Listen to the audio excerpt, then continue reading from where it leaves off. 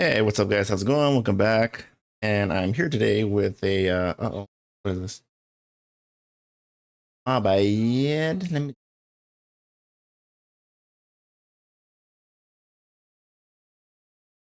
me just turn that off right now.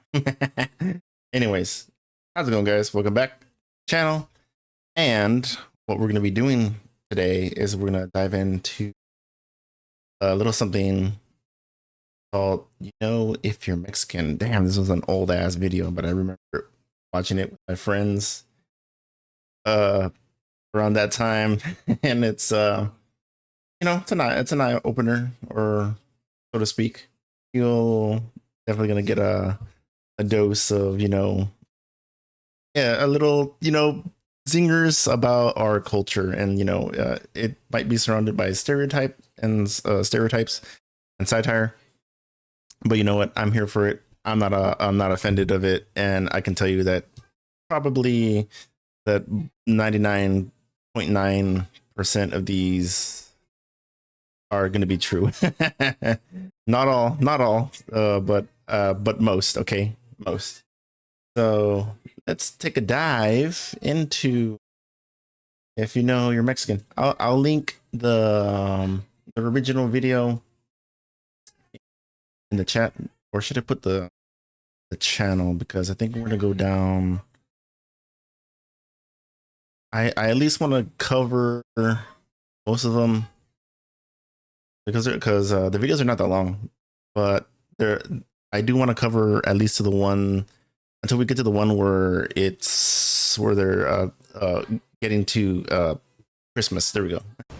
What's up, little Westers? What's up? So, do you guys want to know how you know if you're really Mexican? This is yeah, he's like the embodiment of what a cholo. One of the first things. Check it out. I got the shit from the neighbor's house. Fuck it, I said. I can make some money. Yeah, let's go. Let's go. Yeah, that is true. I do remember when I was younger, my dad would collect all of the plastics and aluminums, glass. And there's a way to make money off of it. My dad did it. Thought you said you had a bike. It's a scooter. Want to go in the front? It's hard to see in the video. Oh, sorry. Let me enlarge it. Sorry. What's up, little Westers? What's up? So, do you guys want to know how you know if you're really Mexican? I just love one of the first things. Check it out. I got the shit from the neighbor's house. Fuck it, I said. Okay, sorry. Yeah, let's go. I just want to go back because I want to see him rolling in with a scooter. Okay. Here, let me go get my bike. I just want to show you guys something real quick. Let me see if I can pause it at the right moment. Ah, crap! You can't even see it. Okay. Thought you said you had a bike. Right there. Okay. It's kind of hard to see, but the little scooter that he has, I can tell you that when I was like maybe 10 or 11, I got one for Christmas from my cousin Sylvia, and I also had a bike prior, and I know a couple of my friends also that lived down the street from me had bikes, they had scooters, they had the freaking Want to go in the front? little thingamajig here. Come on, let's go. Want to go in the front? Yeah, so they had skateboards, scooters, and whatnot. The whole shebang, right? Okay. And so when I got a scooter for Christmas, I think it was probably like one of the best Christmas presents that I received that year. I think that's around 2003 or 4. 2003 or 4. Yeah, I think maybe 2004. And I remember just like getting it and just like cruising down the street and doing like, well, I wouldn't say that I'm like skilled, like like BMX or like anything like that and whatnot, but I remember just like skating around our local post office there and just like kind of jumping off of the little ledge that they have there for on the side on the concrete sidewalk, and yeah, just like kind of hop off of it and be like, oh, freaking just jump off the little curb, stuff like that, and racing down the street, going up and down, doing like little not crazy tricks, but like just little half-assed ones that we could do without getting hurt and stuff like that. But yeah, it was pretty cool. I was a little bit of an adrenaline freak around at that time, riding my bike really fast or going down in my scooter really fast. It was fun. And yeah, one of my friends, I remember they had a mongoose, and pretty much I did what he was doing.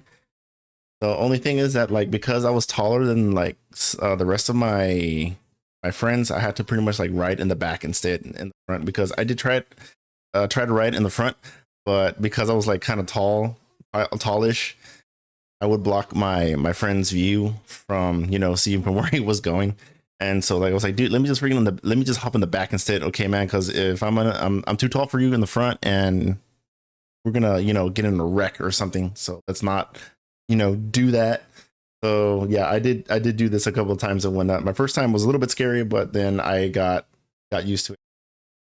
And then my friend ended up switching his the little metal stands for you can put to your feet, because that's what's kind of like emulating here and whatnot, but in a scooter and not like a bike. So my friend, he would get his the little metal standing stubs that are on the whatchamacallit, on the wheels, on the spokes, and he unscrewed them and put them in the back. That way I could ride in the back, and I would just hang on to him, pretty much like motorcycling it and whatnot.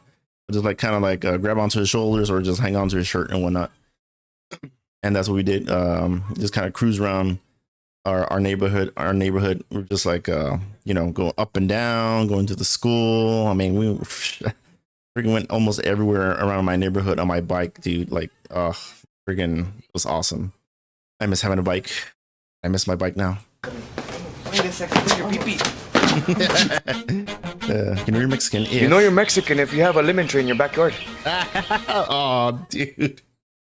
At my old house, we had a bunch of lemon trees, but the only neighbors that I had at the time before I moved from my old house was my family and whatnot, and we all had lemon trees and guayabas, berry trees. Not like the like blackberries or anything, like it's a different kind of berry. I forgot the exact name of it, but they were a berry type of tree that we had, and they were edible and whatnot. The only thing is that like we had to, they would only come out during a certain time of during the spring, but also we would get like these little caterpillars that would like spread a lot of silk all over the trees and whatnot, and start eating the leaves and eating the berries as well. So we kind of had to like how to pick some of the berries early before all the little wormies got into them and stuff. And so yeah, so speaking about lemon trees, yeah, we had a bunch of lemon trees at our old house, and then we eventually did take a lemon tree, or my dad brought a lemon tree. He dug it up from our old house and brought it to our new house and whatnot. And we had like maybe 3 or 4, and our neighbor also had a lemon tree and whatnot, but it was like on the edge of the fence. It wasn't like a fence like this one, like a concrete fence like this dude's. It was like a regular chain link fence, and his tree was pretty tall. Like, let's say his tree was like towering over around up here, and the branches would be like crossing over from his fence, or from the fence that that's splitting between dividing up the land from our house to his house. And sometimes like, yeah, we would even get some of his lemons or limes from his side, and he kind of did the same thing too. But it was like just a thing where like just an unspoken thing that you just don't snitch on each other or whatever. Like, you know what was happening. Like, you know what was happening in the back of everyone's mind. You know what was happening. You just like not gonna touch that, right? With a 10-foot pole. What? You wanna know how you're Mexican? If you steal from your neighbor's lemon tree, Yeah, I just even though said you it. still have a lemon tree. Yeah, I just said it. I just said it. You'll steal and vice versa. It happens. Shut the fuck up, Pisse, they can hear you. Shut the fuck up, Pisse. These are sweeter. These are sweeter. You know you're Mexican if you have these funky looking animal blankets. No, that's true. It's true. It might be a stereotype, but I will tell you it is true. A lot of my cousins had these, and even myself, I had several in my lifetime growing up. I did have one years ago and whatnot, but it got ruined because my dogs at the time chewed it up, and so I was like, oh well, great, I'm gonna have to throw it out now. You know you're Mexican if good you add blankets water too, to though. your dishwashing soap.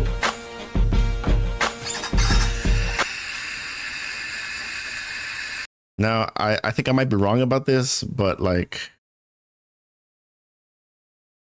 I will try to make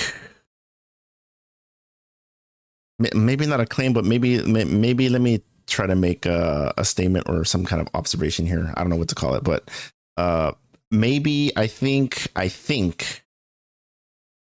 that it was probably Mexican women who, you know, started this little trend and whatnot, and I think it kind of spilled over across the U.S. or anybody that, like, you know, that's like trying to be resourceful. Yeah, you know, resourceful, and you know, it just kind of like spread, right? I think, but I think it kind of maybe started with maybe our Latin heritage and try to be, you know, resourceful and stuff like that.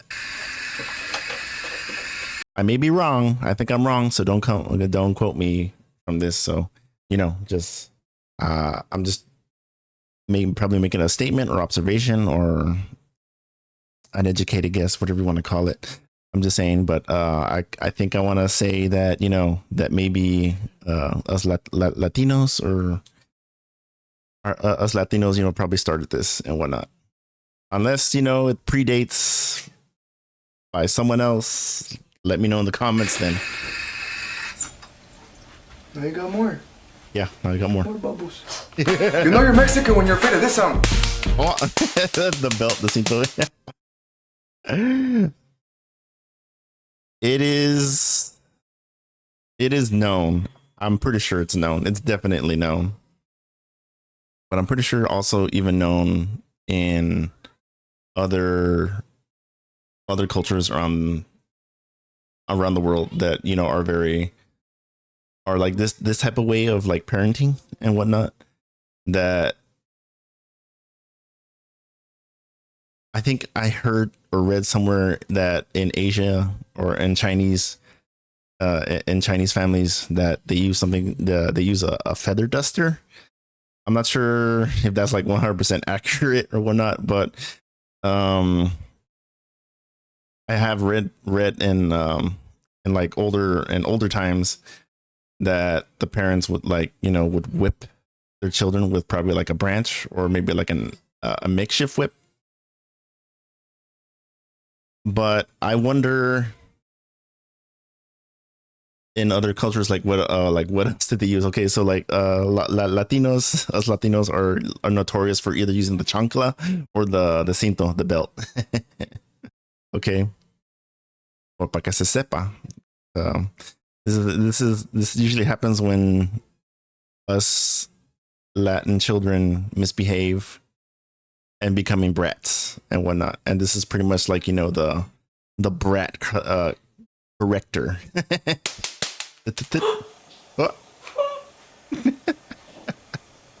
and basically what he's emulating is that if you get on your dad's bad side or your mom's or whatever on their bad side, you know, you start acting up. Yeah, usually the dad, okay, because the dad wears the belt, right? So what he'll do is that dad takes off his belt and then does the exact same thing what this gentleman is doing with the belt and whatnot. You know you're Mexican when you're afraid of this sound. does that motion, right? He'll do that motion, or he'll probably like get the belt and like slap it against something, like either against a table or a sofa, whatever, or any hard surface and whatnot, you know, just to like get that sound across the house. So it's pretty much like, you know, kind of like a death sentence coming for your ass, basically.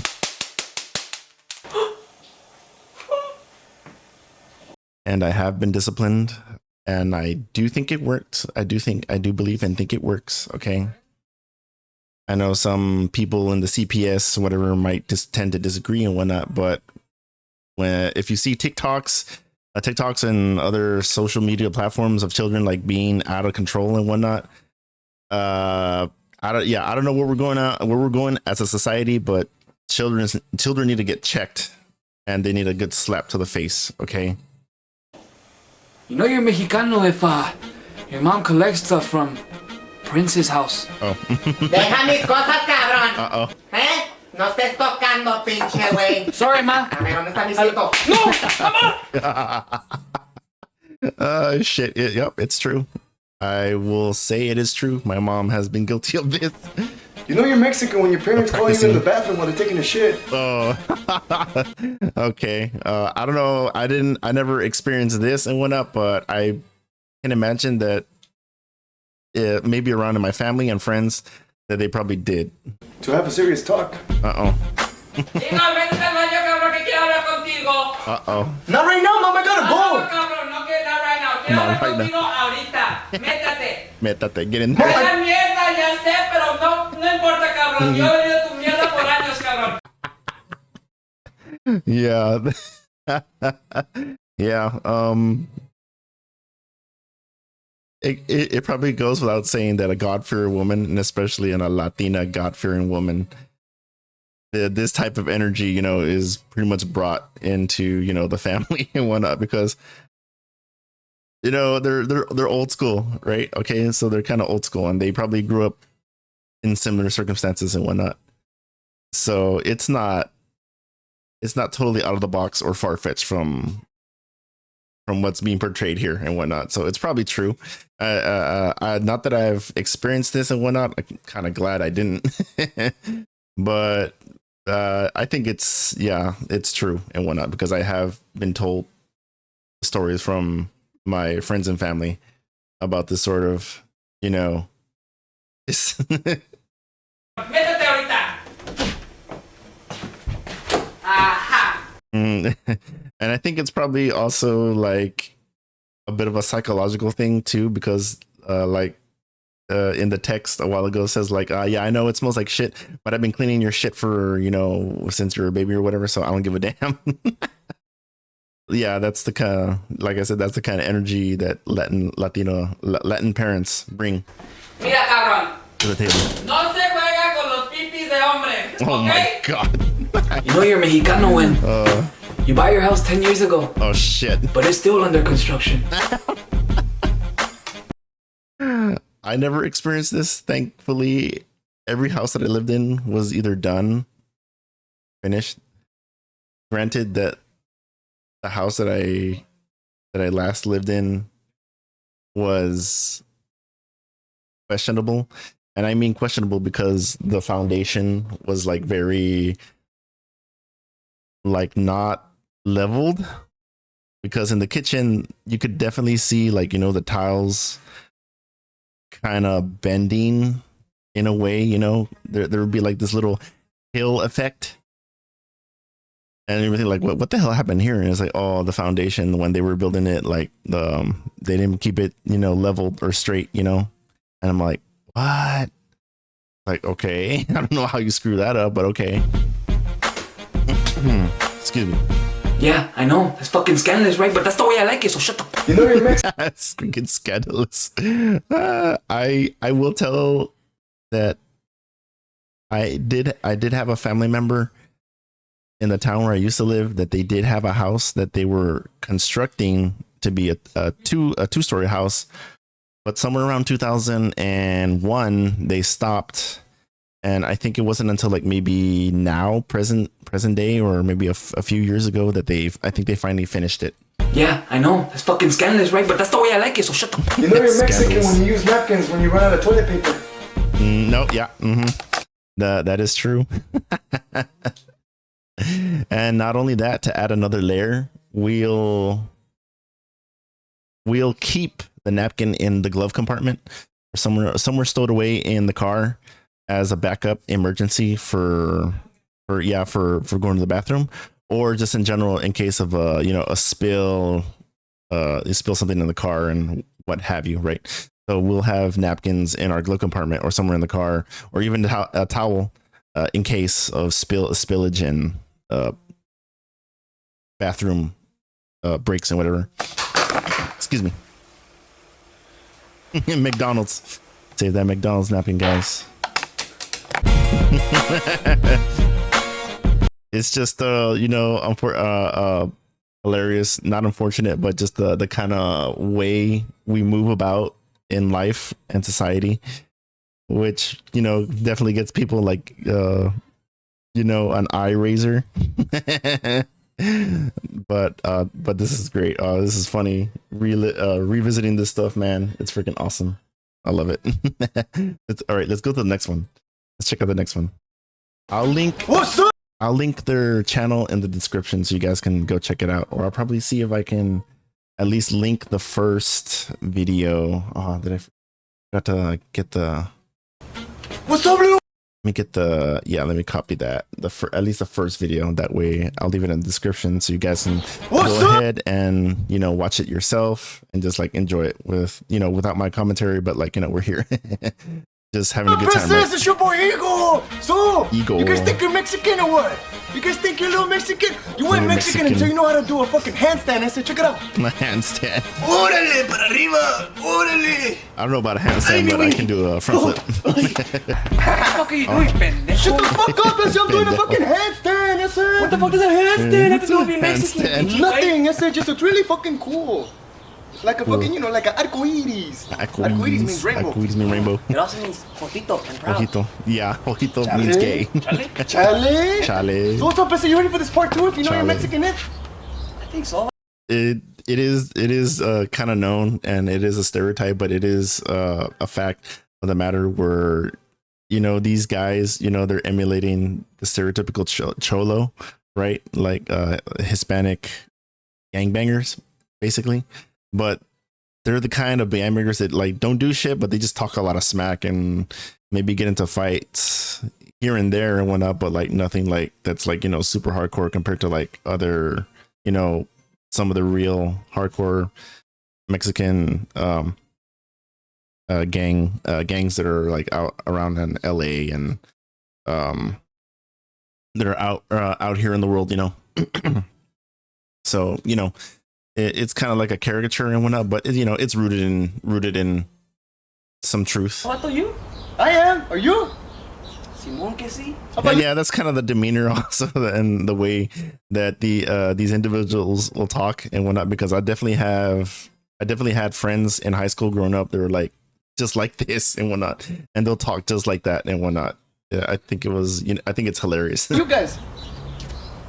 Órale. Ooh. You know you're Mexican if you have a phone conversation while you're taking a shit. I've been guilty of this. I am guilty of this. I have talked to my friends like this, and I think I still do. I hate to say and hate to admit, but I don't know why or where this came from. So don't ask me. Maybe someone with a higher education probably has the answer, because I don't. Yeah, baby, and then I beat the shit out of him. Yeah.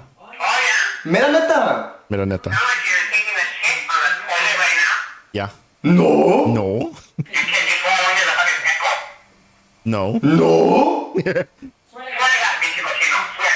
Cochino. Nasty. No. You know What's you're your Mexican if you nastiest? get hit by every syllable that comes out of your parents' mouth when they're hitting you. Oh, okay. Si no aprendes Basically what he means, or let's just finish it. Hold on. a no cagar en la pinche yarda, pinche cochino. Okay, so I don't know where this came from, but it seems to be just a rule of thumb in Latino families, or for us Latinos, when it comes to like the disciplinary department, right?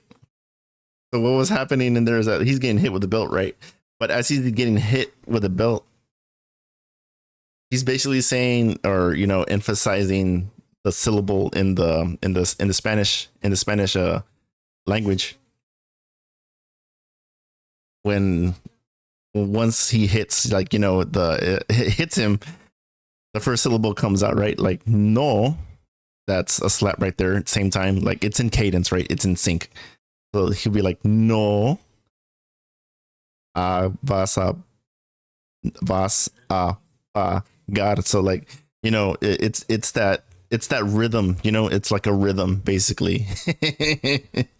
So let's just kind of like rewatch that really quick and like kind of get full message. Pinche yarda, pinche.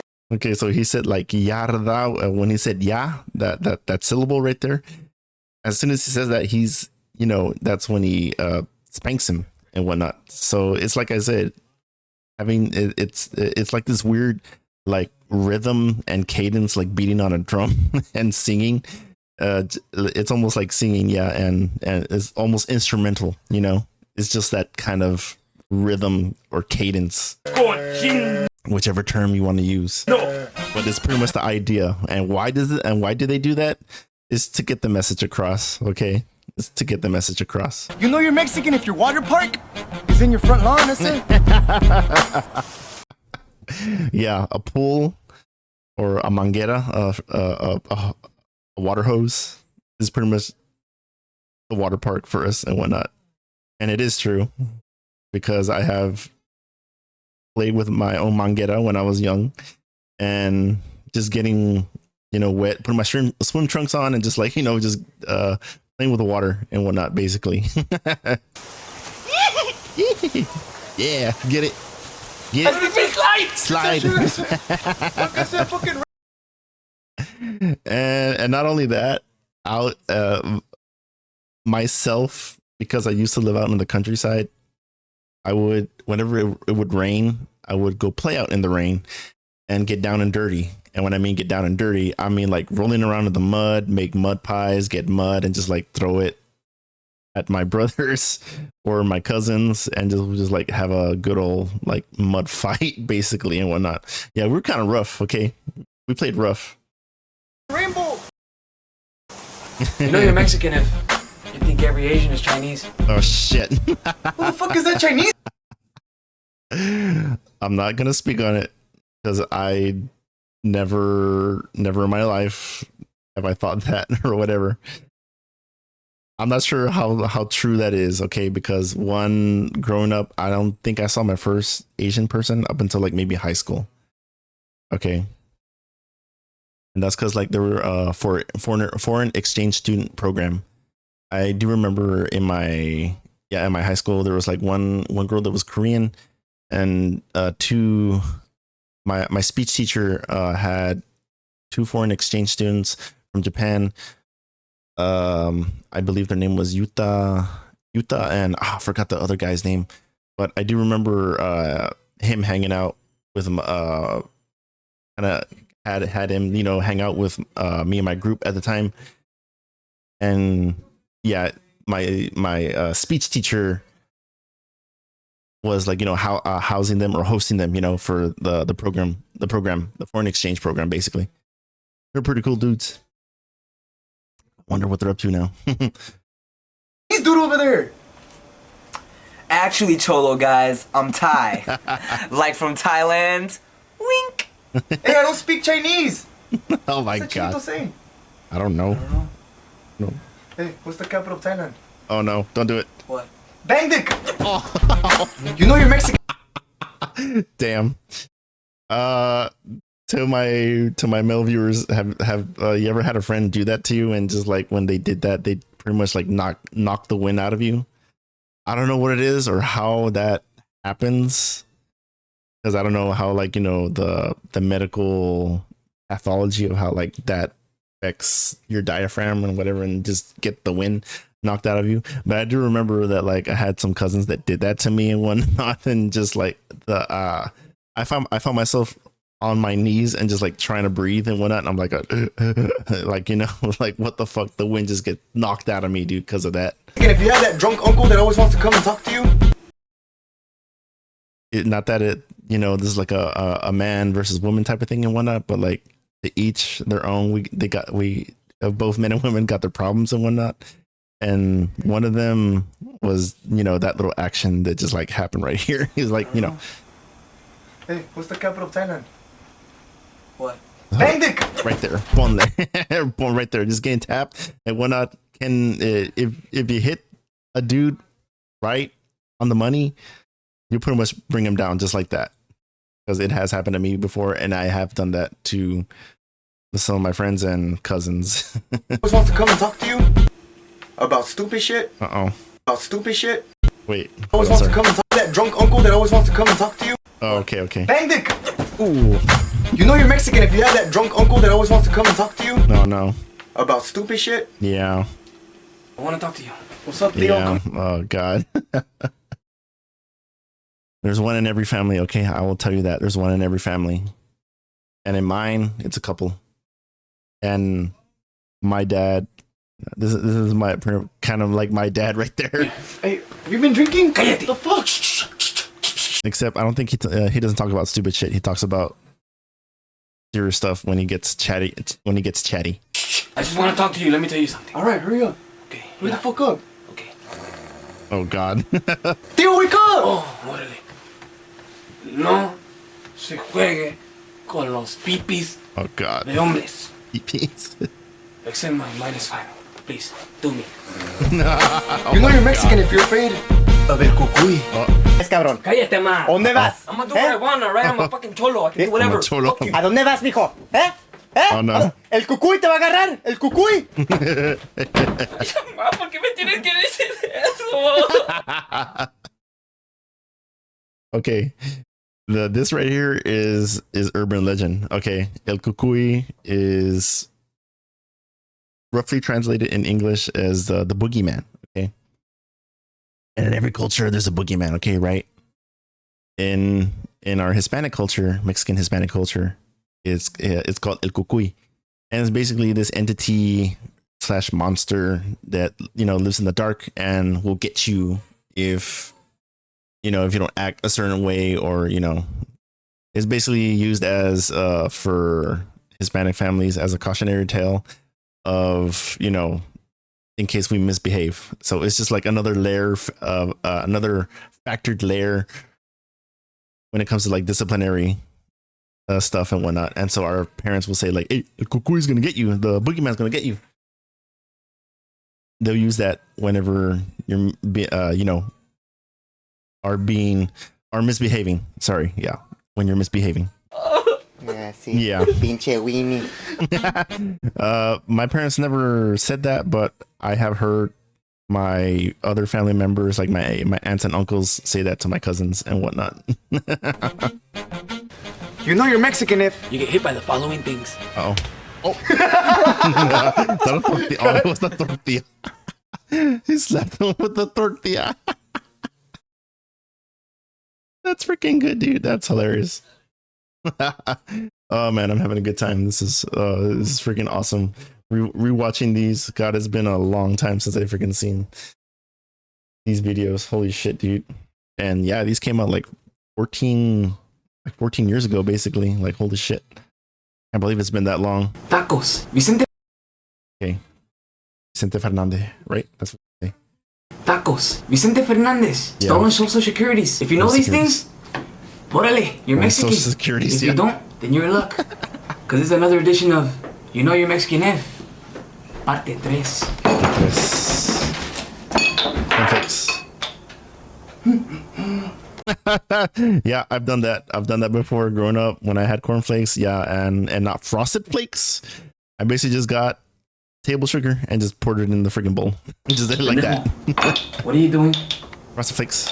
Sir, I'm making frosted flakes. Yeah. Fuck. Huh? Resourceful. See what I mean? stupid. Who's that guy? Hey, What's up? why are you recording us? Pinche beaner. Pinche beaner. Beaner. You know you're Mexican if you like to save the. And I will say this. I don't think us Mexicans or Hispanics are easily offended people. Well, I mean, yeah, we'll get offended and whatnot, but I don't think you'll see us, you know, on social media a lot compared to like some of these libtards out here. Just saying. Wrapping to your gifts and then recycle. Oh yeah.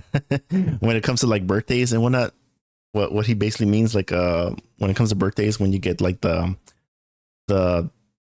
bags, the bag type of presents that have the tissue paper in it, right? Just remove the tissue paper out, right? Once you're done, and you have your you get your little present toy, whatever the hell that's in there, out. And probably gonna do it right here. Let's see. Yeah, see, yeah, exactly. You'll get a bag, a present bag like that, right? Gracias, abuelita. And- Te lo agradezco mucho. Bye, abuelita. There you go. I love you. Yeah, so he'll take the contents out, right? Because that's of course what you want. But then you'll get the what we'll do, and my family still practice this to this day, is that we'll keep the bag, and then we'll put it away in storage to be used later on again for the next year. Yeah, see. Hey, just put it up with wait, something. check it out. I got your present. That's your present. Fuck is it, bro? Handles. Órale, my Tío. favorite. No product placement.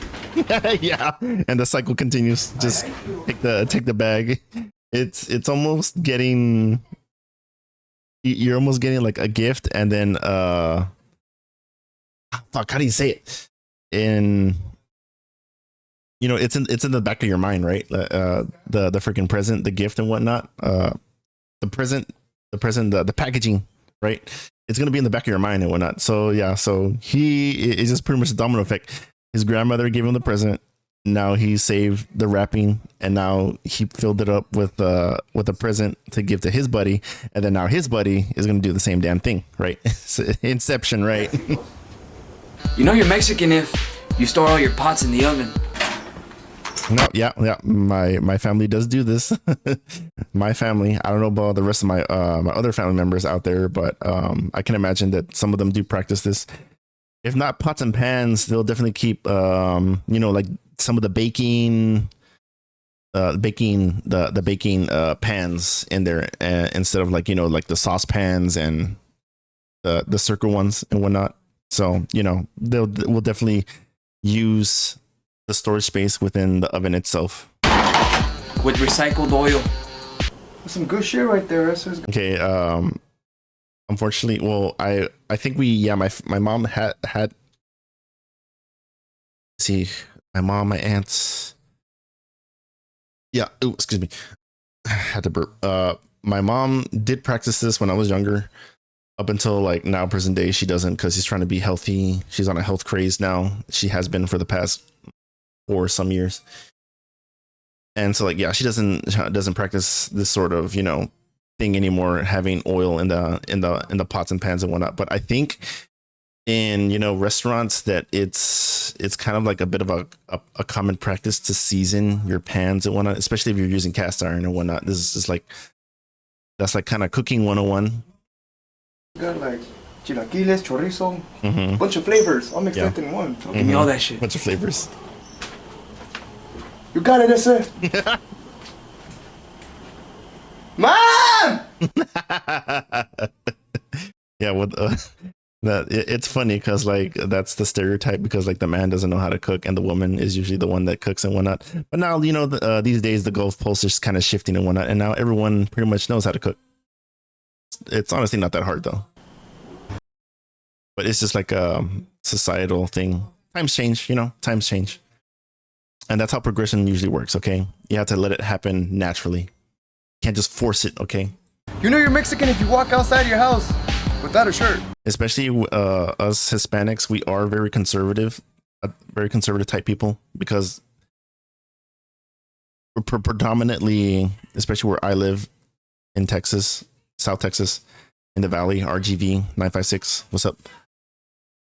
Is that we're predominantly Catholic and Christian, but predominantly Catholic and very conservative type of people.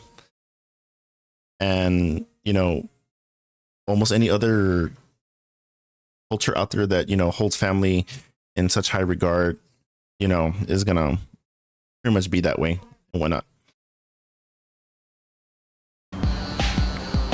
And that's just like, you know, a tidbit of, you know, of how our culture is and how we carry ourselves as a people. So like, you know, we got like the old school parenting, like I said, when if a kid misbehaves, you know, we're gonna get spanked.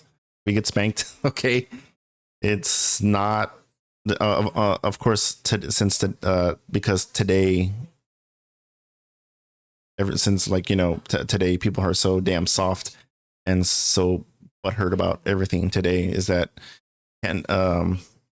we can't necessarily move that way anymore unless in secret and whatnot, because, you know, people are going to react how they're going to react due to the political climate today. And it'd be like, oh, they're abusing the child and whatnot, and not realizing that the child was misbehaving and whatnot. Honestly, freaking, like, people need to mind their own goddamn business, because if you can clearly see that a child is misbehaving, and the mom comes out and, like, you know, smacks him in the face and whatnot because he's being you know, a brat.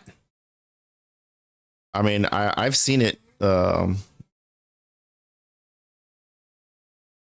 rarely see it, but when it happens, like, I'm like, yeah, exactly what you do. You definitely slap them.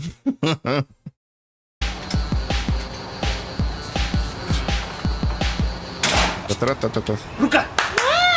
What's up, eh? Oh no. Why don't you come on over here? We're only 14. You say that like I care. Get over here. Oh no. Stop fucking around and fuck me. Oh god, no. Fuck you then, bitch. Oh shit. ¿Tú qué, señora? ¿Qué miras? Okay, that's probably like maybe No, you're one thing. Mexican. Eh? You take a piss just about anywhere. Oh. Shut the fuck up, ese. They can hear you. Okay, I'll say that that's wrong, because, like,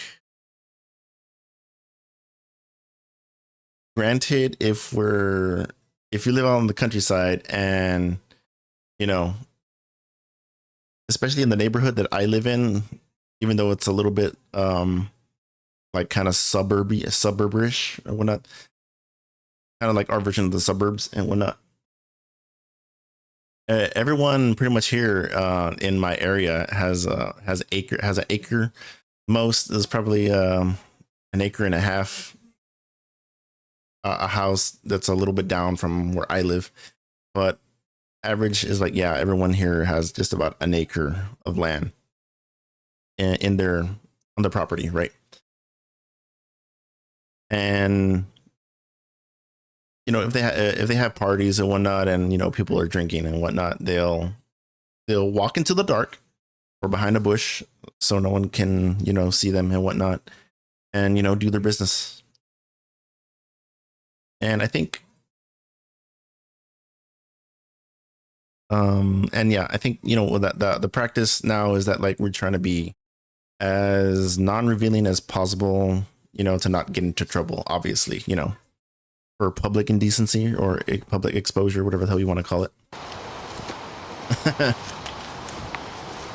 I'm helping this tree. So I think I have done this practice, but, like, not in a public setting like this. It's more like in my backyard, so to speak. I said no one else waters it.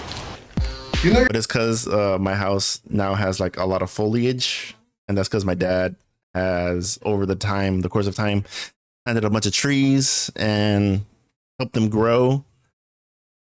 So we're kind of, like, you know, protected and covered, so people aren't, like, you know, eavesdropping or, like, you know, looking at, because you know, everybody respects their own privacy, right? And everybody wants privacy. You're Mexican if your parents get really, really, really, really mad at you for sitting too close to the TV.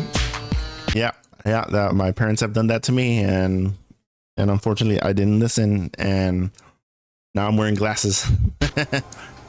Alejandro, muévete de la... It's not the reason actually, because I think this was a myth. I think, right?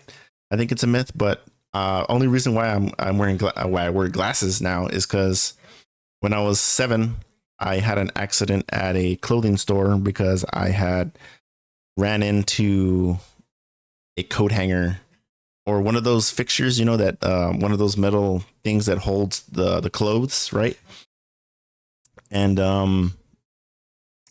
I was running around the store chasing after my brother like a little pendejo, like a little stupid idiot.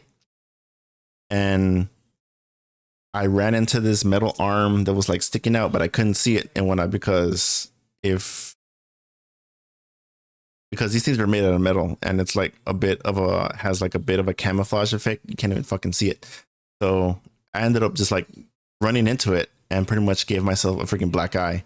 And my eye kind of got shoved a little bit back into the socket and I had to have some corrective surgery to put the eye, you know, back into position. But, you know, it could have been worse, but like I pretty much gave myself a really, really, really bad black eye. Televisión. Alejandro. Gonna get it. Alejandro. Este pinche vieja, me llamo Sleepy Brown. Estoy mirando pinches novelas. Mi novelas. A ver, ¿dónde está mi cinto? ¿Dónde está? Novelas are basically Mexican soap operas. That's what they are.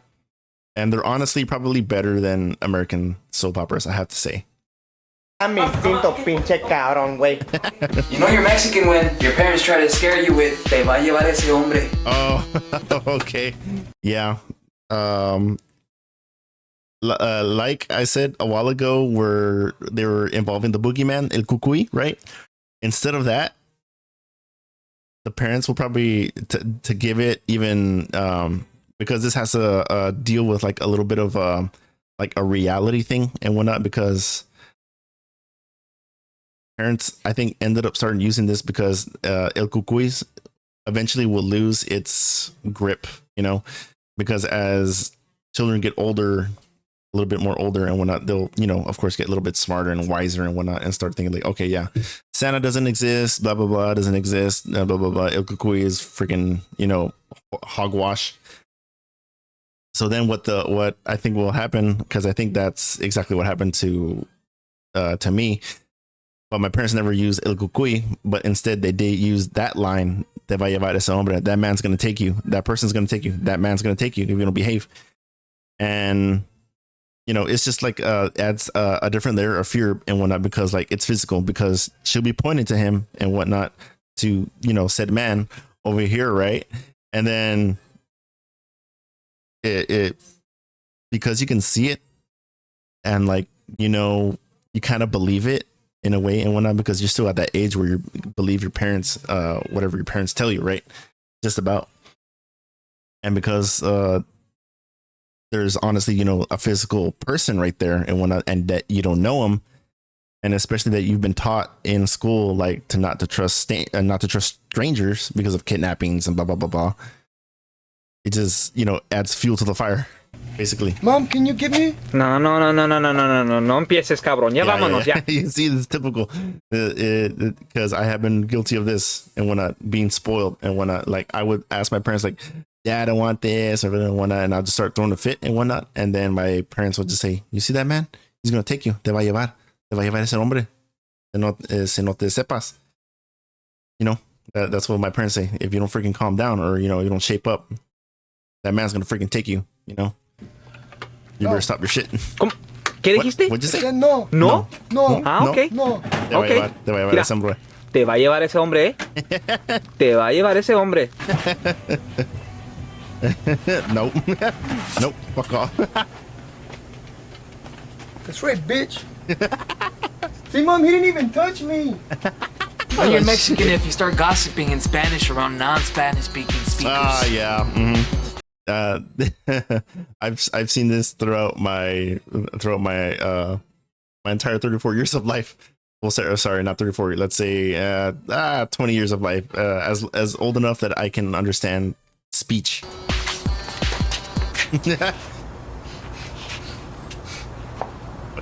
Hey, so you smell that? Algo huele a mierda ese. Neta, güey, ¿sabes qué? Este güey a mi derecha, Derecha. que no sospecha nada, te apuesto que no se baña para nada el cabrón. What the fuck? Actually, I just got out the shower, all right? Oh. Yeah. And you just stepped in shit. Oh fuck. Yeah. And that sort of thing does happen too. You think when you speak Spanish to when you think you're speaking to a non-Spanish speaker and you find out that they do, yeah, your freaking soul just leaves your body and is like, oh shit, fuck. Now I'm screwed. Not that like maybe the person's gonna like, you know, whip your ass or anything and whatnot, but like you just get that, you know, that silent effect. You'd be like, damn, I got nothing to say.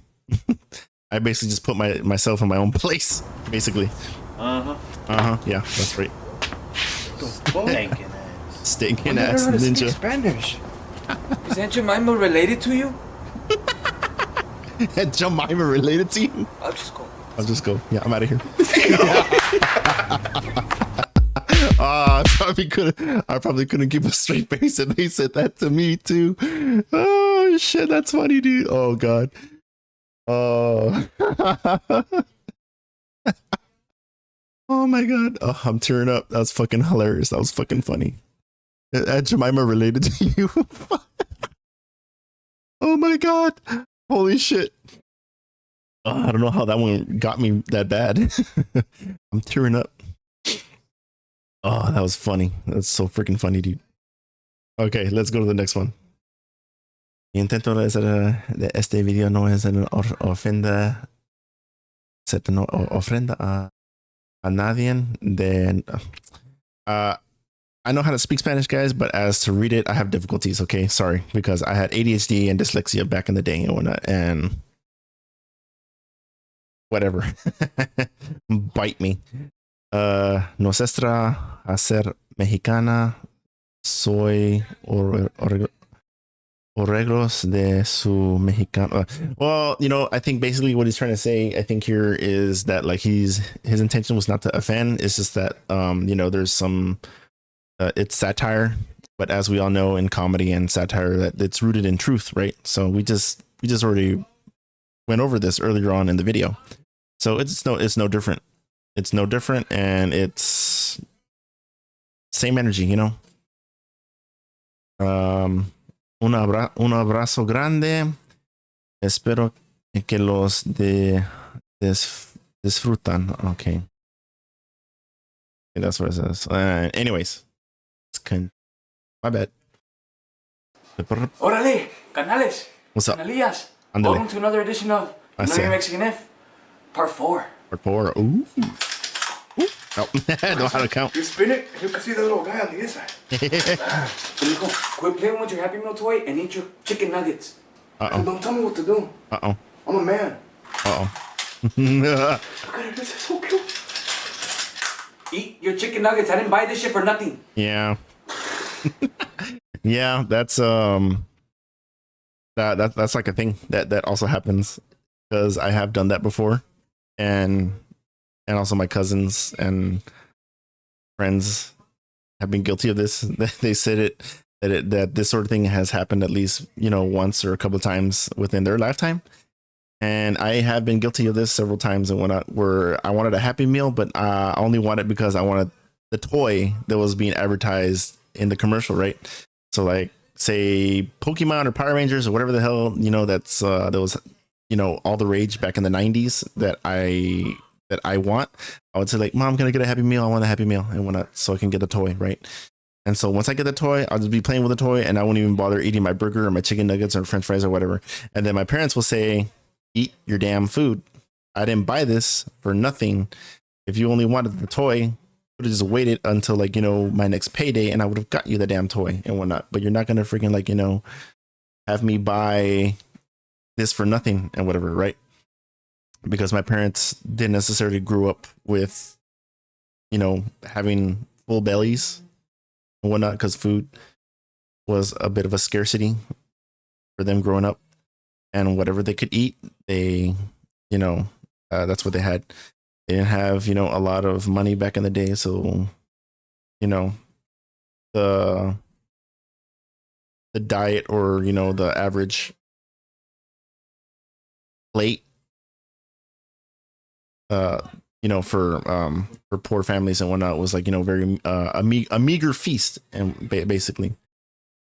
But now that we're here in the present, my parents are like, you know, are here in the present and whatnot, and we have sometimes an overabundance of food and whatnot. And, you know, my parents keep saying that how blessed we are that to have so much food, and we should not let food go to waste. And it's rooted in Hispanic culture that we hold food sacred and we don't throw it away. And if there's something that we don't like, we probably end up eating it regardless and whatnot. Because like I have done that before. Like,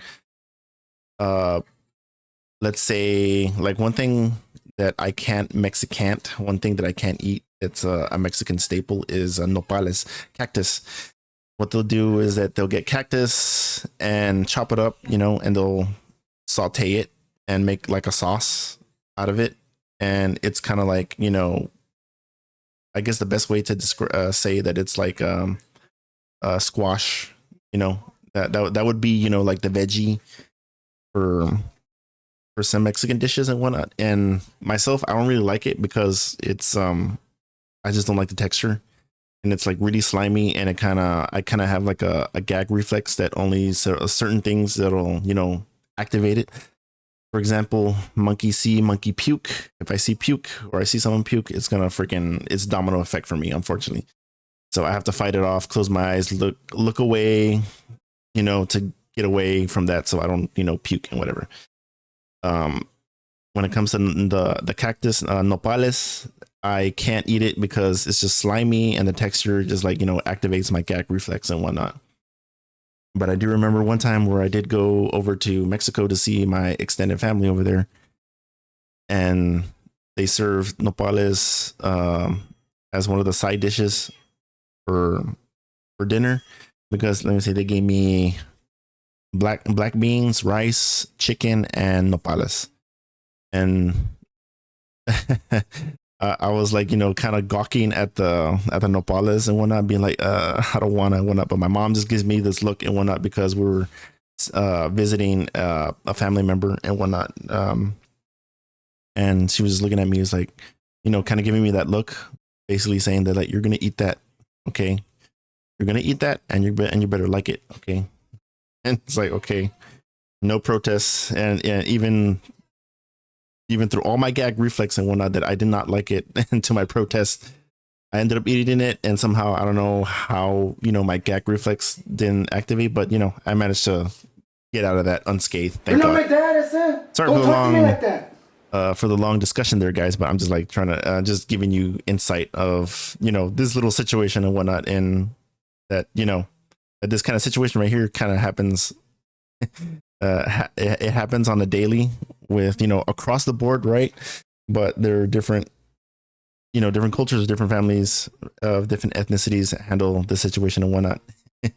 And for my parents, if, you know, I got into that mode and whatnot, got the Happy Meal and just wanted it for the toy and not for the food, my parents freaking will definitely, you know, send a message across me to be like, next time you do that, you know, I'm not going to get it for you and whatnot.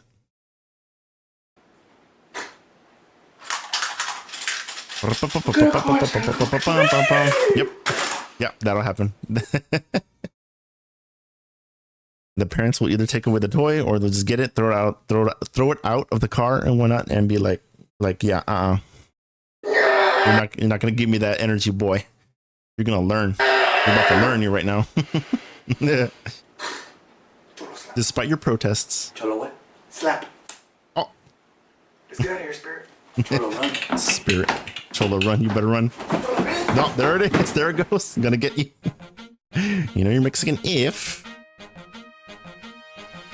You know you're Mexican if your kitchen has the following items. Uh-oh. This is cute. It is cute, I said. Number one, you have foil all over your estufa. Number two. Yes, that is true. That is true. My mom has done it. My aunts and uncles have done it. My other family member, my tios have done it and whatnot. When it comes to their kitchen, yeah, they definitely put foil within down there on the stove where the stove burner and whatnot. They'll just like kind of cut like with a knife, cut a little hole and whatnot in order to like have it wrapped around the metal frames and whatnot. And this is just to help prevent food, staining on the stove itself, the metal part of the stove and whatnot. So it's just like basically a metal mat to keep it from getting all oily and food bits and particles, getting down there. 2, you wash your Coke cans. What? Resourceful. Number 3. Okay. Cocoa Dino Bites. I never heard of that with the can and whatnot, but I can't protest to whether that's true or not. If it is, let me know. My other, Latinos out there, Latinos and Latinas out there, let me know if that was true with the soda can and whatnot, because my parents, we never did that. We crunch them up and throw them in our aluminum trash bin. That way, once it's full, and take it off and sell it. Resourceful. Number 3. Sourceful. Cocoa Dino Bites. I know it's a knockoff. Oh wait, actually, you know what? I'm wrong. What will happen? And I've only seen this in this type of way. Hold up. Number 2, you wash your Coke cans. What? Okay. I say I'm wrong because I remember in high school I would be working the summers with my uncle, and he's a construction worker. Yeah, I know, stereotype, whatever. But he's a contractor. He's a construction worker, and he has had several of my cousins under his employment, and then some, right? And I remember when I would go work with him, and it was like lunchtime, that my uncle and my cousins, they would, whenever they want like a drink of water, because they'll have like, these those water jugs, right? The three that holds 3 or 4 some gallons and whatnot, and it has the little spigot on the bottom. Remember seeing my cousin, he would get he didn't have like, if they didn't have a cup, but they did have like a lot of soda cans in like in the back of the trunk. And so what my uncle or my cousins did is that they get one of the soda cans and whatnot, they'll wash it out by a nearby spigot or whatever. Then they'll get a knife and then cut it in the middle of it, and throw the top part out back into their truck, and then they'll fill it up with the water, right, from their cans, from their water cans and whatnot, and then they'll drink right out of the aluminum can and whatnot, and basically make a makeshift makeshift cup. Resourceful. Number 3. Cocoa Dino Bites. So yeah, I think that that is probably that is true. Okay, then that is true. Cocoa Dino Bites. Yeah, we'll get the knockoff versions of. This doesn't just apply to food, but it's kind of applied into life in general. Say like not just only food, but also toys or different brands and whatnot. I know it's a knockoff. Yeah, we'll get knockoff brands basically, because let's say you want an Apple iPhone, right? But I don't know what you want an Apple iPhone, right? But then let's say there's another company that like makes banana phone, right? A banana phone, and they'll get that instead, and they'll be like, "Mom, I wanted an Apple iPhone," right? And they'll be like, "Well, I got you a banana. I got you a banana phone." And they're like, "No, Mom, like Apple, like it's a company. It's called Apple." And they'll be like, "Well, they're banana, apple, it's fruta, it's all the same shit, whatever." When it's honestly not, right? Of Cocoa Pebbles, but you get 30% more, and it's cheaper. Yep, it's true. That's very true. Like my parents at times, they would get the brands like Lucky Charms and et cetera, but most of the time we'll get the knockoff brands. Or at our HEB, it's called Hill Country, it's the HEB brand and whatnot. 30% more churro too. Number 4, Store brand. what used to be this Daisy sour cream Now a container for your chiles or pickles. Yeah, that's true. When it comes to containers of that are all used up, like that sour cream container there, because that's what it had originally in from the store, right? You get a store bought item and whatnot, and it can even be all this type of crap over here too. Example, like the Nesquik.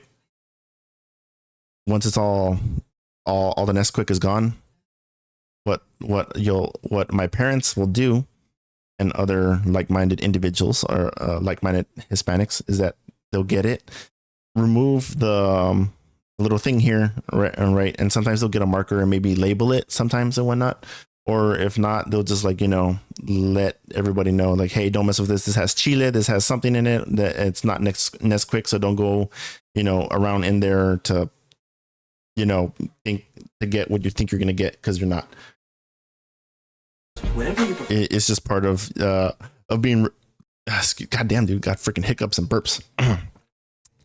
It's just part of that resourcefulness that comes into play with Hispanics. Or relatives can take home some pozole. Exactly. Yeah, exactly. To-go boxes. Mm-hmm. Yeah, it's the makeshift to-go boxes and whatnot. So if you have family over and say around Christmas time, and if you make menudo or pozole, it's let's just say it's a type of soup. It's a Mexican type of soup. Okay, I'll say that much. Maybe we'll get into it in a different video, but just for the sake of for time, that whenever we have food, you make food, and then it's time to go. It's just a thing for us Hispanics when it comes to family, that like we give our family some leftovers basically to take home, and they'll do vice versa when it's their time to host. And it's just a back and forth. Okay, so that's what we do. So we'll keep these containers also for in case to give our family members food to take home with. Resourceful. Yep. Number Resourceful. 5, unfinished cabinet shelves. Oh, number 6, when all you need is these fundamental basic items. Tapatillo, Jemima, Nesquik, y jalapeño. Órale, jalapeños. And then you can. Yeah, typical. These are typical household kitchen items that we have and whatnot. And yeah, we do have a lot of the things that they just listed off. Don't forget masola. No está sola. Con masola. From the commercial. I remember it. You know you're Mexican if you have that amigo who says it'll pay you back, but never does. Oh yeah, never pay you back. Never get paid back. What is I'm busy right now? That's true. Because I have lent for some friends money, but maybe not. I wouldn't say they're like 100% like my friend and whatnot.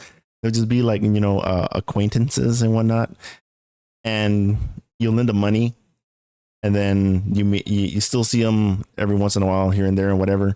And then once you pop question of, hey, pay me back, they'll be like, no, sorry, I'm broke right now or whatever. They'll make excuses.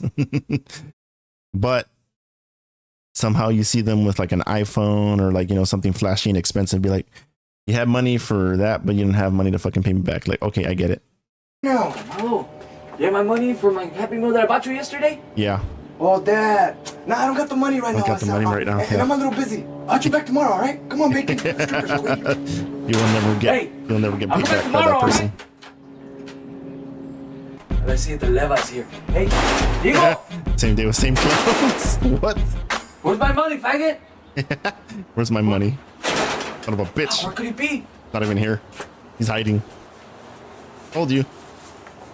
Fuck out of here. I'm hiding. Yeah. You know you're Mexican if funny. you like to recycle your paper plates.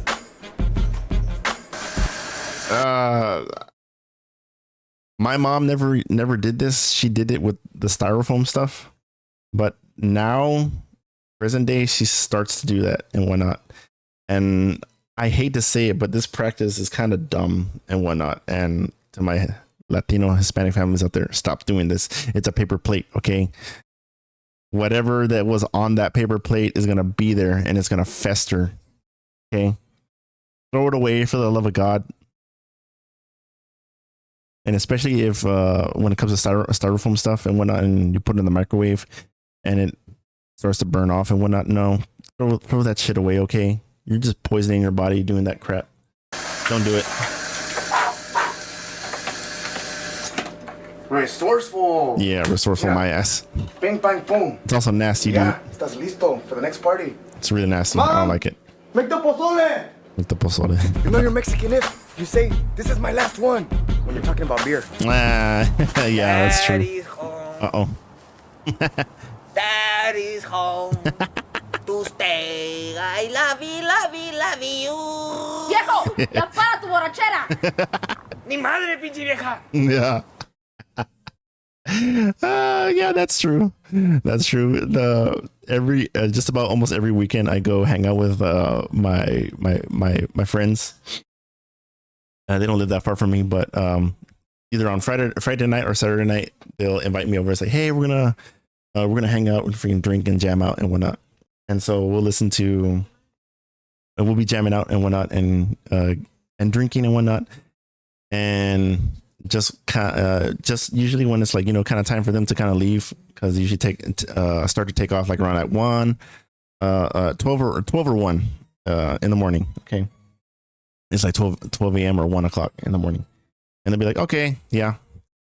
And my one friend, I'm not gonna name him, but my one friend, he'll be like, one more, but his girlfriend will be like, you know, looking at him, and you know that that Latina fire starts to come out and whatnot, and she'll like, that's enough, babe, like Jesus Christ and whatnot. But he'll be like, nah, I'm good and whatnot, and he's like, you know, already kind of like knee deep in drink already, like getting all like acting like a drunkard, like this individual here and whatnot. And before you know it, she's like, she'll get gets pissed off and get mad at him and whatnot, like all right. Enough, babe, like freaking A, stop. And he'd be like, nah, I'm good. I was like, It's my last one. my last one, my ass. Another one. Corona Light. No. It's warm. No more. That's it. You're done. Come here. Horsey, get me some more beer.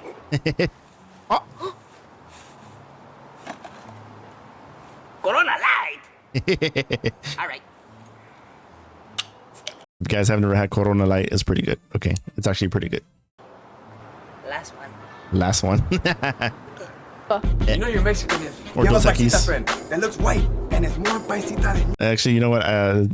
Just for speaking for myself, that every beer that I've tried is pretty good. The only beer I think I don't like is Budweiser. I don't think I like Budweiser that much. It honestly does taste like water. you are. You're beanerish. Beaner. Y andaba bailando con la perra. Uh-oh. Y le hice el pinche cuau. Y tas, tas, tas. Oh no. Y después la puse así. Y le metí la verga. Boom, boom, boom. Cool. Cool. Oh my god. Okay. I do have a couple of friends that are like that. Especially my one best friend. He doesn't look Mexican. He looks white as fuck. Okay. He looks like he could be European. Okay. But he's Hispanic. He's honestly is Hispanic and whatnot. And where he got his, you know, from his gene pool, I don't know where it comes from. But I have to guess it either has to be from Spain or, you know, from somewhere from Europe. Okay. But it's definitely that European blood in there and whatnot. So whatever his genetic, like I said, his genetic pool is, you know, and it's kind of true. This is true and whatnot. In, you know, in families or in certain groups, you'll have that one Mexican or Hispanic friend that's just like that dude. That's like, you know, white. He's like white as hell, but he's actually, you know, Hispanic and whatnot. You know know you're Mexican. You can only unlock your car from the passenger side. Check it out, look. I never had a car like that. My parents never had a car like that. But I did have a friend who had a car like that. They had to open it from the passenger side and not from the passenger side. And it comes in tie-dye. Tie-dye. All these different colors. Yeah, Pretty cool, super right? rundown. Huge. Sure. Oh my god, you're such a gentleman opening my door. What? No, Oh, sorry. no, it only opens from the passenger side. Yeah, sorry. Get in, bitch. Yeah. Move it. Oh my god. Oh no, is he hot wiring it? You know you're Mexican when it looks like you have a dealership in your backyard. Oh. I've seen this in the neighborhoods that I frequently drive around in. There is a house that's just across from me that's just like this. There's 2 trucks, 2 cars, and probably an SUV, if I'm not mistaken. And especially around during the holiday times, it even gets even bigger with loaded with cars. This one's for sale, $150. Son of a bitch! Sound cool. You know you're Mexican if you're 15 minutes late to everything. Oh no.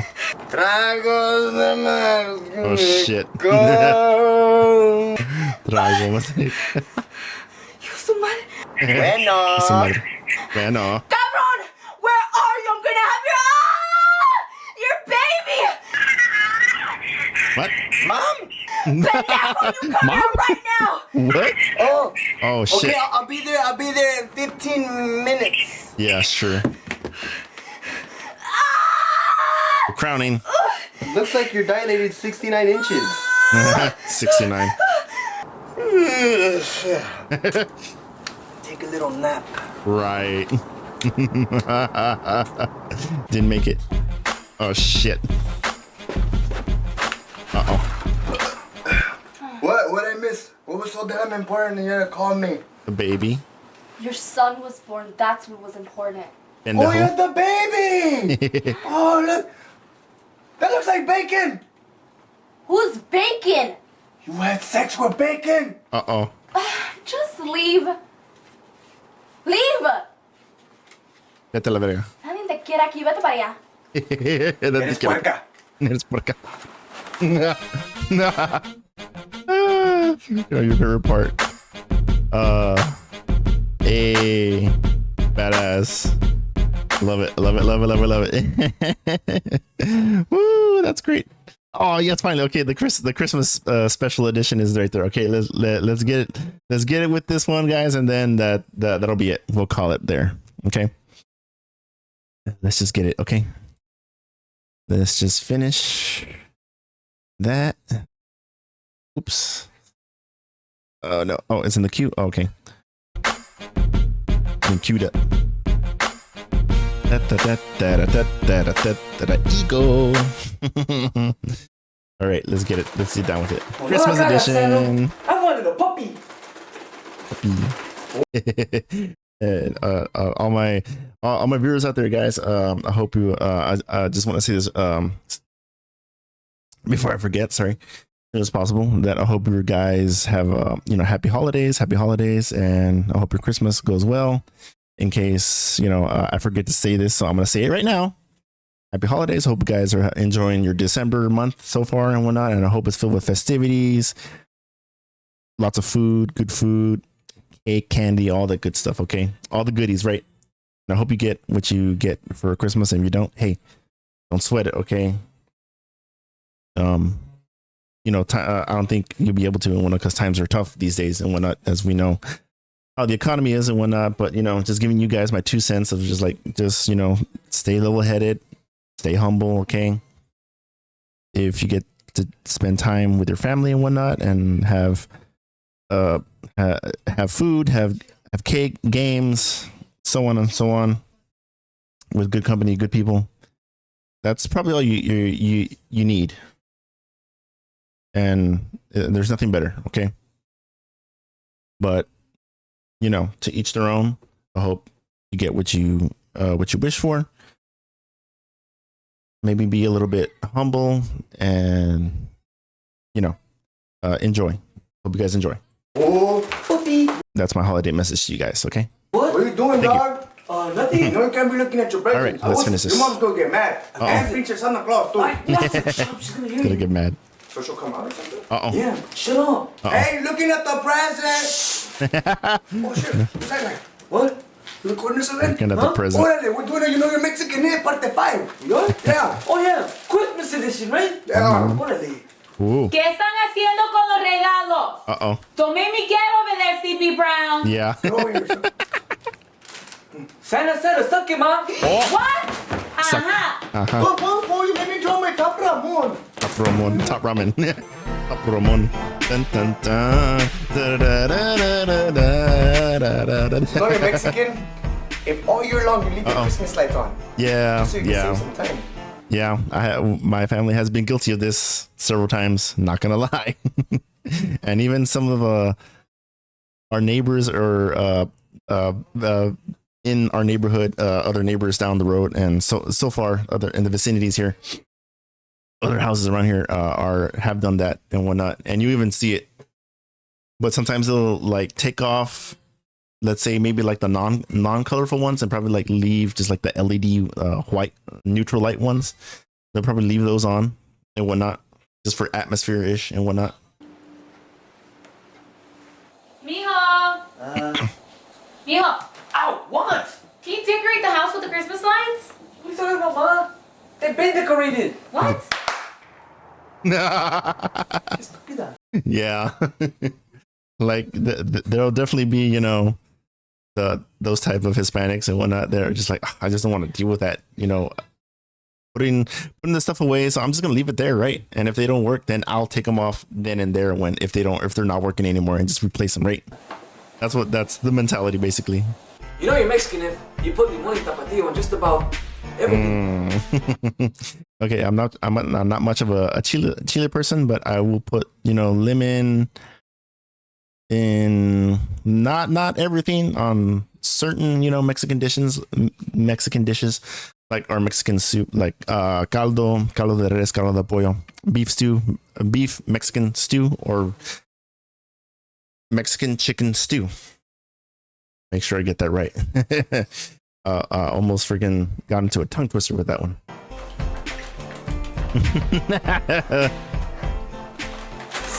Yeah, my cousins are guilty of that.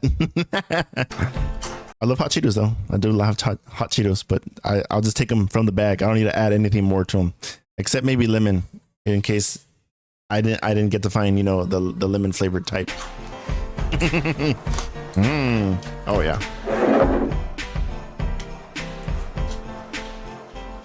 My dad, he's such a freaking spicy eater. He literally like buys the hot sauces, you know, from that you can get online from that one area in Mississippi, I think, right? Mississippi, Alabama. Fuck, I forgot exactly where the company is at, but he definitely gets, like, you know, the hot sauces that are like the ones that, like, you know, that'll put you in the ER if you're not careful or whatever, so to speak. I don't know how my dad does it, but holy shit, dude, I swear to God, he can probably eat a nuke and like it would not affect him, dude. I don't know how the hell he does it, dude. He even took a bite out of the ghost pepper, and like, yeah, he was just like, yeah, like, oh yeah, it's hot, but like, oh, I love it. I don't know how him and all my cousins and in my family, everyone in my family freaking can down this shit, dude. But for some reason, when I was born, I did not get the lead belly perk. Mm-hmm. Any of my Fallout gamers out there that got that reference? If you did, we're friends now.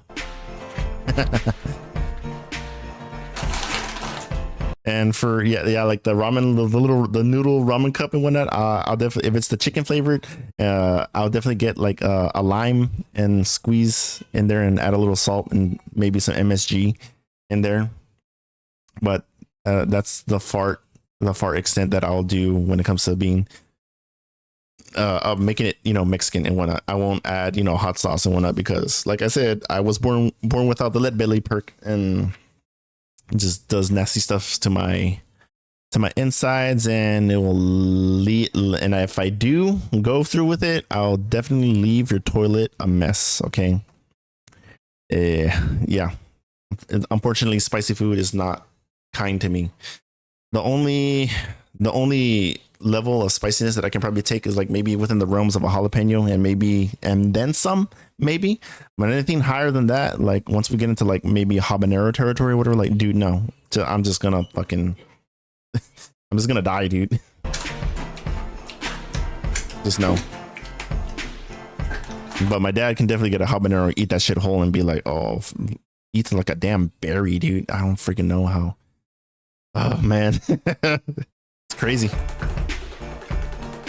Just throws it in there.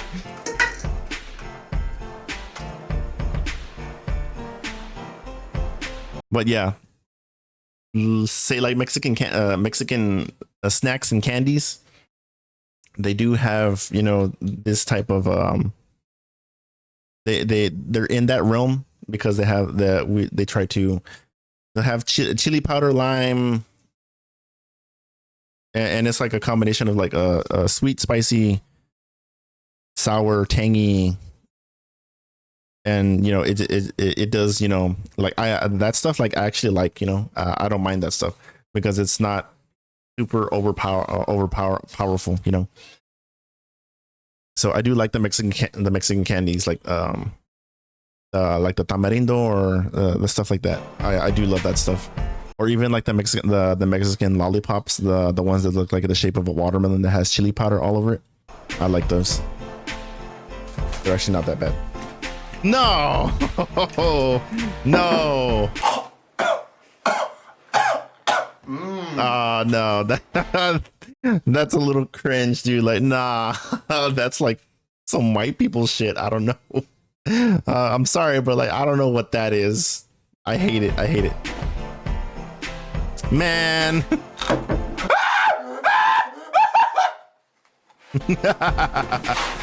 Uh-oh. What the fuck? Oh. Hey, No, what whoa, are you whoa, doing? whoa, what are we doing? What? I'm just taking a titty shot. What the fuck? You know you're Mexican when there's 3 or more people in the bathroom at the same time. Oh no. What's up, Ice Cube? I don't know about that, how true that one is, but if you've been in that situation, let me know in the comments. Mijo, ¿te estás cagando? Yeah, sorry. Oh, by the way, we need toilet paper, Holmes. Need toilet paper, Holmes. What? Huh? I can taste your shit in my mouth, dog. What are you doing here, Holmes? I'm taking a shower, so. Taking a shit.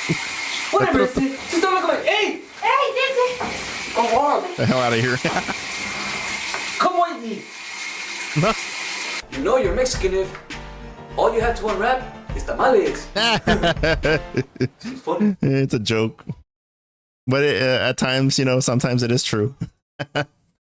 Depending on your situation, if you're like going through a rough year, that's probably all you're gonna get to unwrap. I have experienced that. Okay, but you know what? It's not that bad because tamales are delicious. If you ever had tamales, it's a Mexican staple here. Oh yeah. Merry Christmas, mijo. Thanks, Tia. Ooh, it's a tamal. Oh yeah. What flavor? Puerco. De puerco, my favorite. Pork meat. Oh. No. Bacon, you shouldn't be looking at this. Yeah. Turn around. Over there. The vegan haters out there can freaking bite me, dude. I want you to see me eating your sister. Okay. That sounds dirty. Eating your sister. Mexican, when you get to your Yeah. abuela's or your tia's house and they And about that, just a little quick rundown. Traditionally, what my family would do, we haven't done this in a while though. What we would do is that we would go to a local farm, and then we'll talk to the farmer, and the farmers they know this very well as well. Around once December comes around, and it gets closer to the Christmas week is that they'll have customers and people, Hispanic, especially Hispanic people, go to their farm and like asking like, hey, do you have any pigs for sale? Nice big fat ones. And the farmer will say like, yeah, I'll show you around back if you like, check it out. Because I used to live in the countryside and there was like maybe a total of 8 farms around at the time. I don't know how many there are today, but I'm pretty sure there's still a couple of them out there still. But like, yeah, the Hispanic families will go to a local farm or anyone who has like, livestock, pig livestock. And they'll ask like, hey, can you please show us, we'd like to buy a pig from you, right? We'd like to buy a pig from you. And they'll be like, okay, they'll take them to the kennels where the pigs are holed up and whatnot. And they'll be like, okay, you go ahead, pick out whichever one you want. And when will be like, okay, this one, he'll say like, maybe the most is maybe $500 some, right? Somewhere between around there. Depending on the farmer's pricing, right? So, or even better yet, like this is a practice even some farmers will definitely would do for you. Say like you want to get a piglet, you say you get a piglet and say, okay, hey, this pig we want it and we want you to like raise them and fatten them up, and be like, okay, and then you just pay it over the year once the pig is ready to be slaughtered, and you basically be paying for the pig's room and board, so to speak, for its food and whatever. And once like you're ready to chop him up and whatnot, he'll say that, okay, like, yeah, we can chop him up for you, he's ready to go, or you can do it yourself, up to you, depending on how you want to do it. And yeah, take care of the whole business, right? Or I know most of the time my family, what we do is that we'll get the pig, but he'll already kill it, but he won't chop them up. We'll just say, just kill it for us, and and to the vegans out there that might come after me or whatever, but it's just a bit of an insight of how farms work and whatnot. Okay, because I grew up around a farm, and I also have worked around a farm, and also have taken part in this. That's why I'm not so much of a freaking snowflake about it. Excuse me. When it comes to slaughtering animals, you will be told, at least from I was told from my dad and uncle, that you will do this humanely and as quick as possible, because you will not let the animal suffer.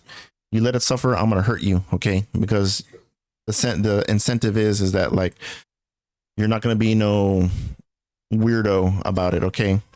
You're gonna do this as without any emotion as possible, and you're gonna do it cleanly and as humanely as possible. And you will also say a prayer to it, okay? Because we were born. My family, my dad's side of the family was Christian, and my mom's side of the family was Catholic.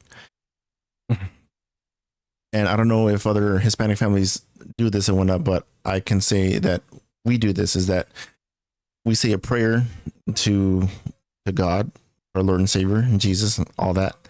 And basically say, Lord, thank you for giving us this animal for us to slaughter, for it will become part of us for nutrients and become, part of our feast. And we thank you and bless this animal, and, bless the animal and whatever. There's that, okay? There's that ritual. There's definitely a spiritual side to it and whatnot. And it's to give thanks to the animal that we're about to slaughter, and, eventually consume for to become in part of our into our bodies, right? That's the spiritual side aspect to it. And then the human aspect to it is that you won't treat the animal in any disrespect and abuse and whatnot, because it's just common sense, right, guys, that animal abuse is just like, it's just bad. Okay, you don't do it. You just don't do it. Okay. Even farmers know this very well. Okay, I can attest and protest that they know this very well. Is that they'll kill the animal as humanely and quickly as possible to minimize suffering.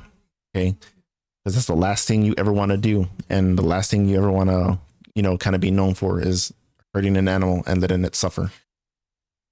You do them the courteous as you would do as a human being and whatnot.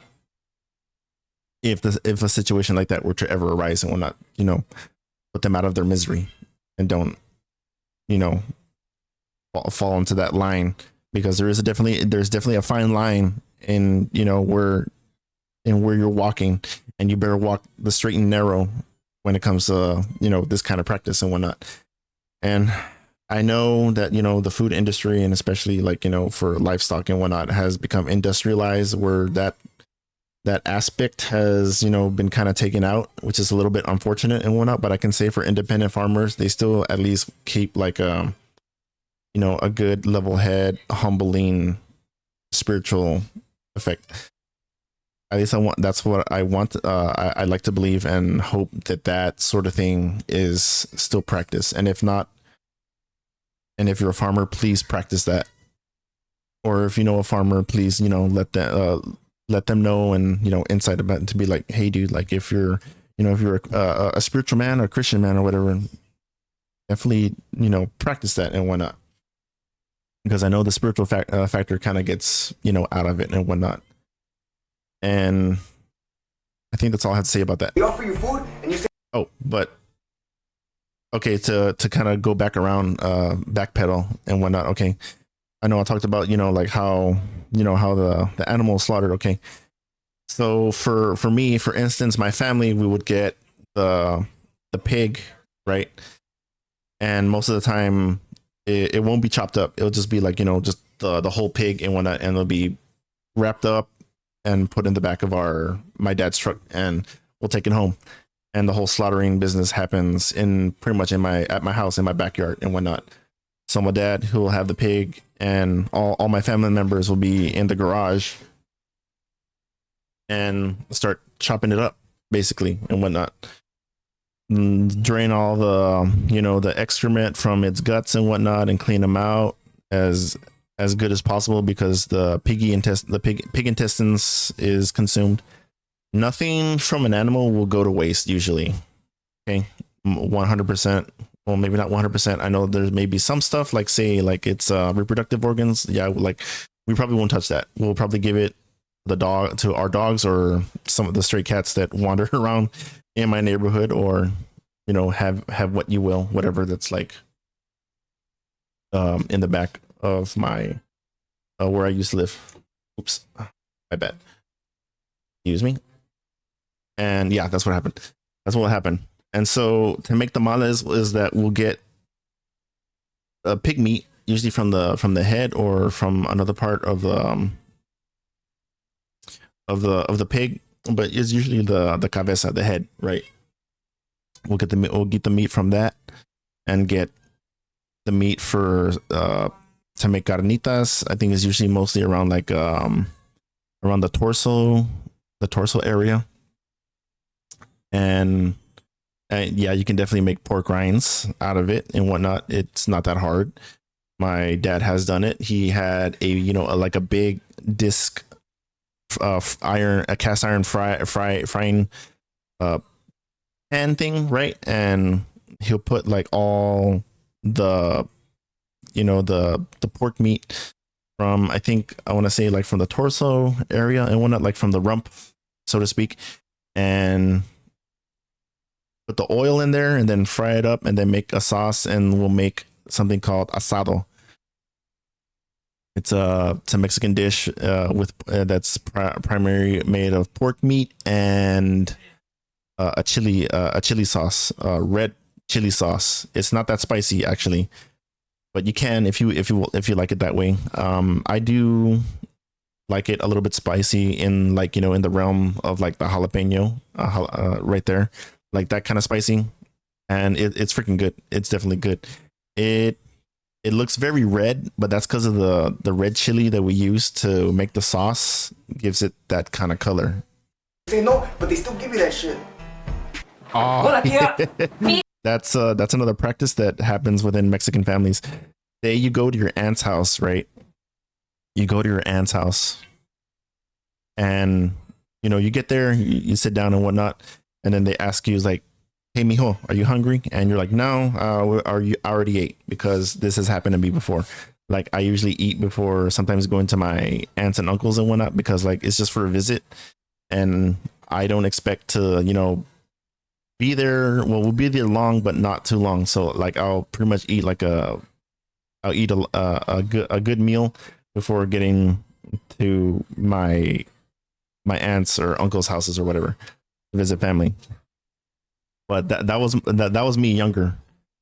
Now the way I moved is that if I get invited to my aunts or uncles or whatever a house and whatnot, and they're telling us like, yeah, we're making food, I'll show up with an empty stomach now.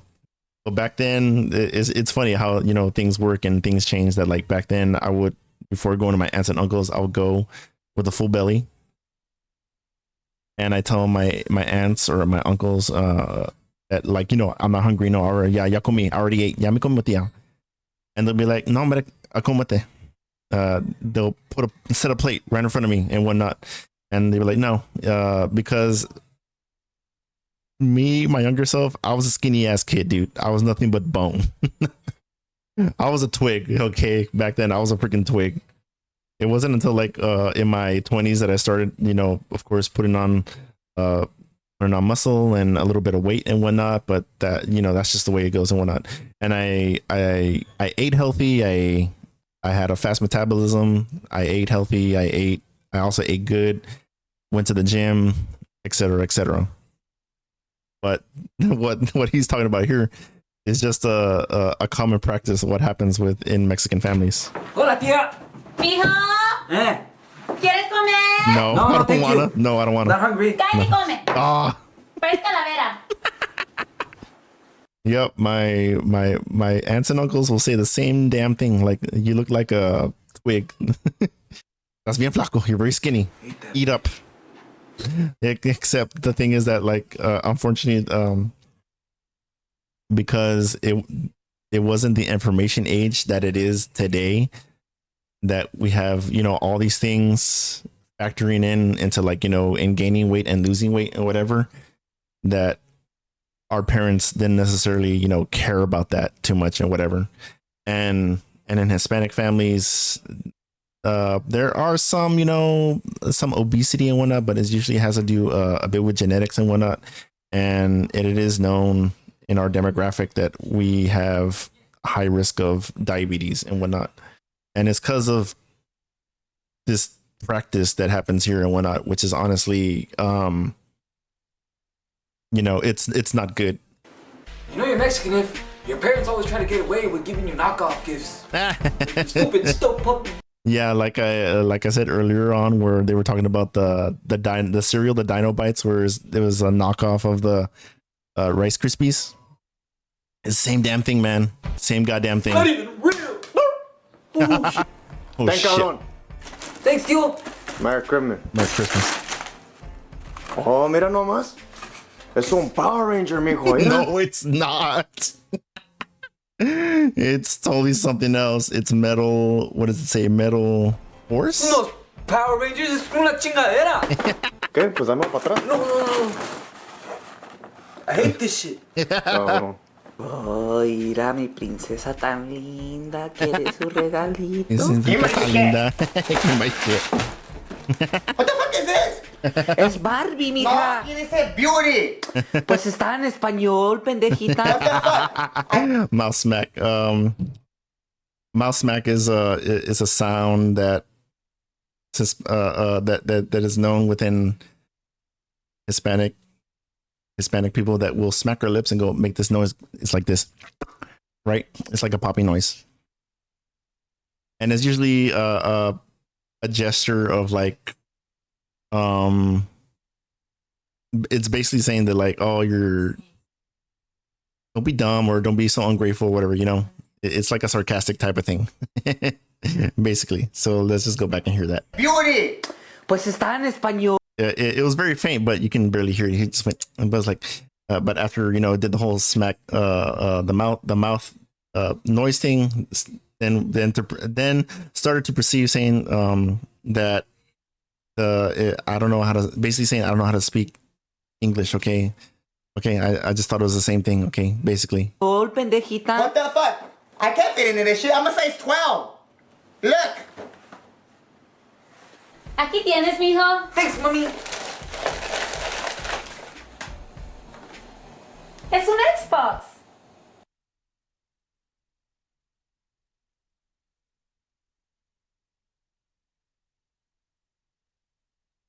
Oh my god.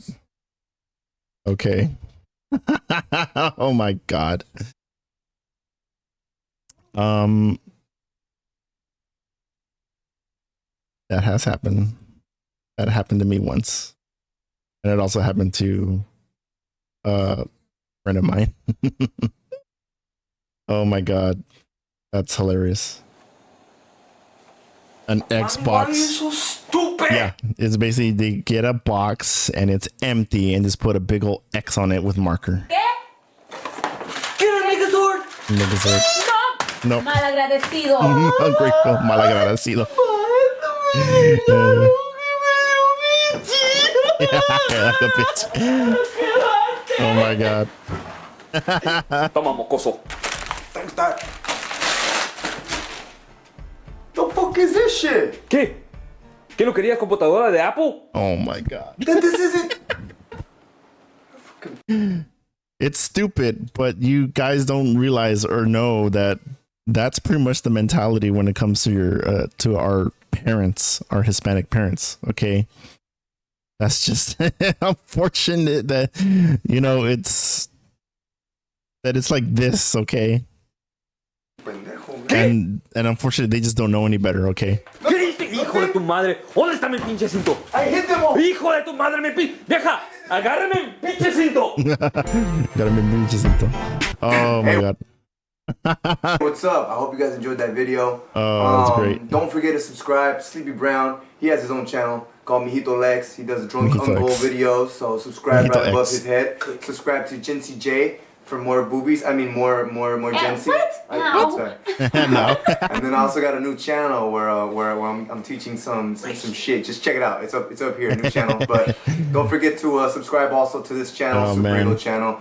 We love you guys. Y a las 1, 2, 3. Merry Christmas. Merry Christmas. Merry Christmas. And a Happy New Year. Holidays. Weekend. Go feed you some tamales. Males. Sweet. No, de queso, Wait. cabrón. No, ma, you stay there. You stay right there, titties.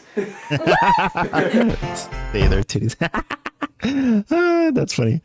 Oh, that's great.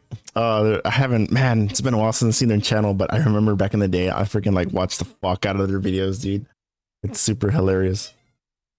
I freaking love it. Yeah, that was a great video, man. I'll leave their original video in the description so you guys can go check them out. And I think that's going to be it here, guys. I'm going to end it. Okay. So thank you guys for watching. I hope you guys enjoyed. I'll catch you on the next one. Peace out.